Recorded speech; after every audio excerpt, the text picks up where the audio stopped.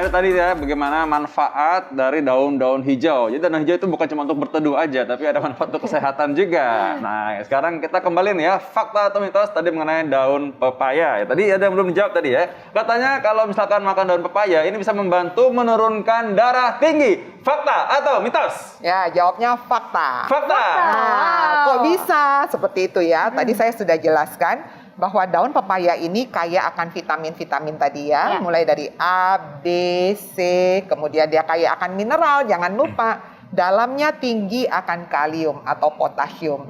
Selain itu juga ada flavonoid, itu semua antioksidan yang akan bekerja bersama untuk ikut membantu menurunkan tekanan darah ya.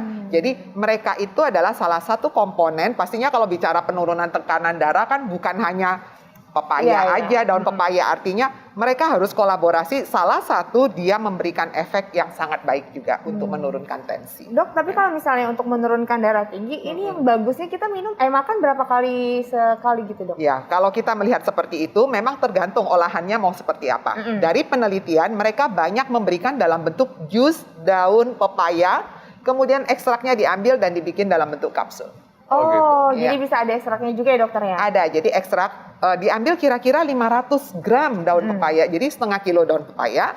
Kemudian mereka jus, setelah itu mereka ekstraksi dan akhirnya dihasilkan yang namanya kapsul daun pepaya. Ya. Bentar, ini aku nggak konsen nih baunya enak banget. Ini baunya enak banget. Nah, kalau misalkan dimakan seperti ini sebenarnya bisa menurunkan darah tinggi nggak? Ya kan soalnya orang nggak tahu pakai ekstrak tadi sebenarnya. Betul. Makannya beginian. Iya. Bisa dok kalau? Pasti bisa jawabannya, karena yang diambil tetap adalah daun pepaya kan, daun pepaya yang mereka jus toh. Penelitian ini harus diingat banyak dilakukan di negara-negara Eropa sana. Negara Eropa pastinya kalau mengolah daun seperti ini tidak lazim buat masyarakat mereka. Yang ngerti mengolah adalah banyakan orang Asia. Ya, jadi pasti mereka akan lakukan cara yang mudah, yaitu diambil jusnya aja, diekstrak dan dijadikan kapsul. Tapi kalau misalnya kita mau konsumsi biasa nih dok, direbus atau dimakan, ini ada takaran baiknya nggak sih dok? Misalnya yang bermanfaat buat kita tuh seharinya berapa banyak gitu? Baik, karena ini kan adalah bagian dari sayur kita dan kita selalu mengajarkan untuk mengkonsumsi sayur dan buah sebanyak 5-6 porsi sehari. Artinya kurang lebih sayuran 300 gram, sedangkan buah-buahan juga kira-kira 3 penukar. Atau ya kalau nggak mau repot ya 300 gram juga.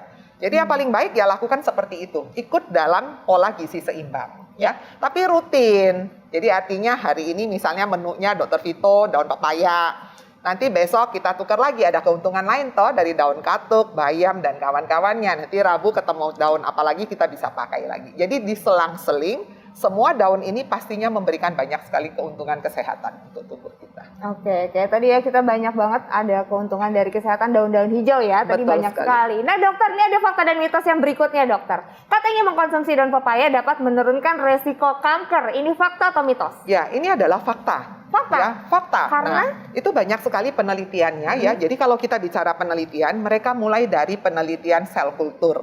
Sel kultur itu adalah penelitian di laboratorium menggunakan plat-plat ya, agar-agar kultur di situ. Jadi di dalam agar-agar itu kita tanam sel kankernya, begitu dia sudah tumbuh, maka kita ngambil ekstrak daun pepaya ini, kita teteskan dengan konsentrasi yang pastinya sudah ada di laboratorium, dan kita lihat, oh benar, selnya nggak berkembang. Nah dari situ mereka masukkan ke penelitian hewani, dan semua memberikan manfaat yang sama. Lalu dicoba pada penelitian manusia dan itu juga dikatakan dia memberikan manfaat dengan memperlambat pertumbuhan dari sel kanker tersebut ya. Jadi memang penelitian ini masih perlu tindakan lebih jauh lagi ya terhadap sel kanker apa saja. Kan sel kanker itu macam-macam. Ada yang jenis sel kanker yang seperti ini, sel line M berapa, itu ada coding-codingnya sebetulnya ya. Jadi memang mereka lihat tendensinya, oh ini bisa loh, bagus ada prospek untuk cancer prevention gitu ya. Nah, tapi intinya memang artinya memberikan manfaat atau tidak-tidaknya memberikan manfaat kesehatan ya pasti ya, jelas Betul ya gitu sekali. ya. Oke, baik, ini berikutnya lagi ada fakta atau mitos lagi ya. Kalau misalkan katanya kalau dengan membasuh muka dengan rebusan air daun pepaya ini bisa mengatasi masalah jerawat? Waduh, ini fakta atau mitos? Ya, pasti jawabannya mitos. Oh mitos. Tadi aku udah senang-senang lagi ada jerawat nih dok. Ya, langsung mau direndam airnya Ini dipakai. orang nggak mau rugi nih, makanannya dimakan, rebusannya dipakai buat cuci muka. Ini nggak mau rugi. Ya, ini mitos sekali ya. Jadi kita lihat penelitian itu semua membuktikan bahwa daun pepaya ini akan memberikan efek benefit yang bagus kalau kita konsumsi. Bukan buat salep atau dioles-oles seperti itu. Bukan. Oh jadi bukan buat kalau pemakaian luar ya dok ya? Ya, pemakaian luar mungkin satu saat bisa memberikan perspektif yang baik, tapi sampai saat ini memang penelitian untuk itu belum dilakukan khusus untuk jerawat. Tapi ngomong-ngomong nih, ini soal lain nih, ini soal bukan soal jerawat, tapi yang sering dibahas kadang-kadang orang tuh ambil alasan tidak mau makan sayuran hijau, termasuk sayuran pepaya, katanya memicu asam urat. Ini sebenarnya bagaimana? Ya, kalau kita bicara asam urat, pasti di awam sana selalu ngomong gini, dok makan daging yang banyak karena sayuran itu apalagi yang hijau-hijau kaya akan asam urat. Faktanya itu justru yang kaya akan asam urat ada gradasinya tuh, asam urat dengan kandungan yang tinggi, yang sedang dan yang rendah. Nah sayuran ini tidak termasuk yang tinggi Dr. Vito, jadi dia ini levelnya kira-kira antara ringan sampai sedang, tergantung nanti jenis-jenis daunnya. Ya. Oh. Jadi kalau yang bentuknya seperti cauliflower, yang bentuknya bulat-bulat dan berlapis-lapis, yang kecambahnya banyak, yang digunakan untuk tumbuh yang berikutnya ya. Jadi di situ tuh memang kandungan purinnya lebih tinggi. Jadi makanya gradasi kandungan purinnya berbeda.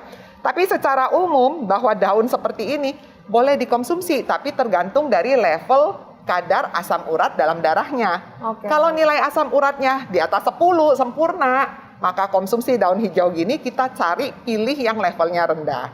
Daun pepaya termasuk dalam level yang sedang. Gitu ya. Kandungan purin. Jadi manfaatnya pastinya masih lebih bagus dibandingkan tadi risikonya menimbulkan asam urat Betul. tadi ya sebenarnya ya. Dan Anda harus mengenal diri Anda sendiri. Kalau memang suka kumat dengan ini ya dihindari ya gitu. Iya, Masih iya. ada pilihan yang lain kok, banyak sayur hijau ya. Harus Oke. aware ya sama Iya. diri sendiri. Nah dokter ini bagaimana dengan ibu hamil? Katanya ibu hamil juga harus menghindari konsumsi daun pepaya. Ini fakta atau mitos dokter? Ya, ini juga mitos sebetulnya Oh, ya. mitos. Mitos. Jadi sebetulnya intinya ginilah. Kalau makan sayuran semuanya baik adanya, Ya. tapi jangan berlebihan. Oke. Kalau misalnya kita sekarang belajar ilmunya itu sudah bukan ilmu secara umum. Kita belajar secara personal. Kalau saya, kan tadi dokter Ida bilang daun-daun tuh umumnya baik loh. Tadi sudah ada dikatakan daun hijau itu kaya akan klorofil. Klorofil itu salah satu antioksidan dengan segala benefit kesehatannya. Dari semua daun ini mungkin buat dokter Vito fine memberikan efek kesehatan. Buat saya nggak enak loh, perutnya tambah mules. Nah kalau seperti itu, jika Anda sedang hamil mungkin sebaiknya Anda hindari yang bikin perut Anda menjadi mules. Yang dikhawatirkan apa? Terjadinya kontraksi pada wanita hamil ya. Oke. Jadi sebenarnya memang harus aware dengan diri sendiri. Diri bukan sendiri. karena si daun pepayanya yang tidak boleh ya dokter ya? Betul, dan kadang-kadang daun pepaya ini kan rasanya pahit ya. Iya. Dan diolahnya kan harus menggunakan cara yang menghilangkan pahitnya Iya. seminimal mungkin. Iya. Kasih cabai yang Cabai lah, banyak. santannya mungkin. Betul. Jadi mungkin cara pengolahannya yang membuat dia jadi Kontraksi, perutnya nggak enak, jadi mules gitu ya. Oke, jadi nggak masalah ya dokter ya? Sebetulnya tidak bermasalah kalau tidak berlebihan, dan Anda harus kenali ya kondisinya. Kalau misalnya saya memang nggak bisa, ya jangan dong cari daun yang lain ya, seperti itu. Nah, ini ada yang seru lagi nih ya. Ini soalnya juga sering jadi alasan kenapa orang takut mengkonsumsi daun pepaya. Karena soalnya katanya ini bisa mengkonsumsi daun pepaya bisa bikin orang jadi batu ginjal katanya. Ya, Ini fakta atau mitos dokter? ya ini mitos. Oh, kalau membuat jadi mitos. Tapi kalau mencegah? Kalau mencegah terjadinya Batu ginjal? batu untuk ginjal,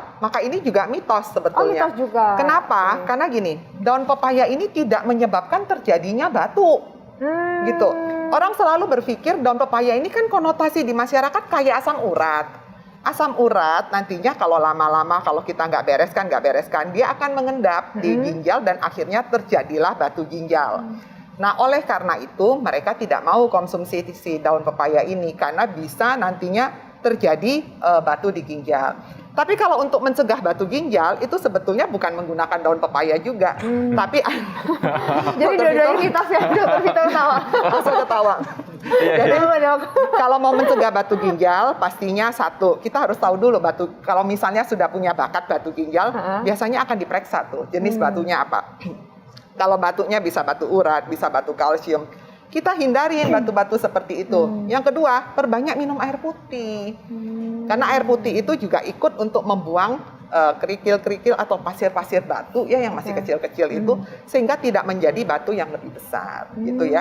Jadi orang suka mengambing hitamkan si daun pepaya ini, bagus loh mencegah batu ginjal, alhasil dia makan berlebihan, ternyata ginjalnya mempunyai masalah yang lain juga seperti itu. Nanti disalahkan lagi seperti itu ya. Ini adalah lagi fakta mitos yang dipercaya oleh ibu-ibu ya dan bapak-bapak mungkin ya. Membungkus daging dengan daun pepaya dipercaya dapat membuat daging menjadi lebih empuk. Ini fakta atau mitos? Dan ini fakta. Fakta. Wah, bisa hebat ya. ngebantu ya ibu-ibu di rumah. Kenapa tuh, Betul. dokter? Jadi gini, zaman dulu tuh ya, orang-orang tua itu kan selalu berdasarkan pengalaman. Dia nggak punya dasar studi ilmiahnya.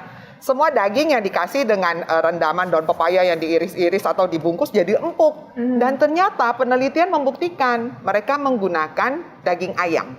Daging ayam itu direndam dengan jusnya si daun pepaya. Ternyata terjadi empuk memang dagingnya. Setelah diperiksa, dia ini mengandung zat yang namanya papain tadi. Dengar nggak yang tadi saya bilang? Apa sih dok? Apa sih? Itu apa bisa berbentuk ya? Ternyata dia bekerja dengan memotong kerja dari enzim yang ada di otot. Yaitu dia memperlambat kerja dari aktin dan miosin. Nah, itu adalah bagian dari otot kita. Kalau kita bagi serat otot itu ada serat aktin, serat miosin.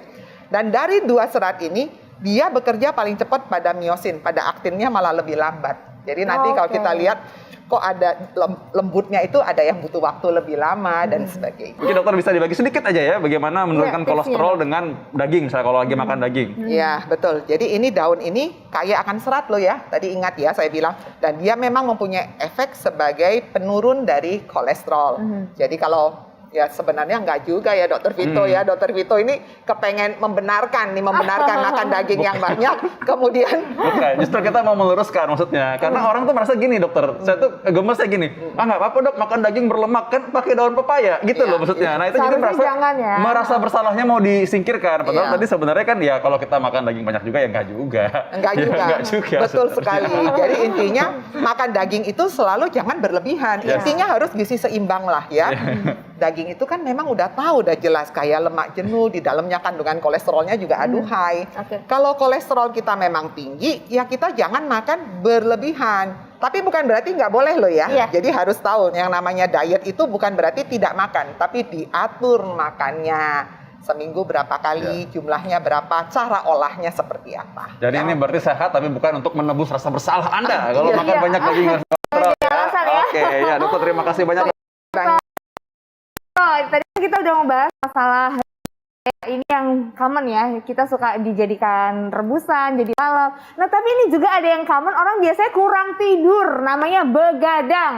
Tuh dokter, perlu udah diingetin kan sama Roma, begadang jangan begadang. Nah itu, tapi katanya kalau begadang ini bisa bikin orang jadi stroke atau penyakit yang lain. Ini benar atau enggak? Kita akan bahas satu lagi, tetap di Hidup Sehat.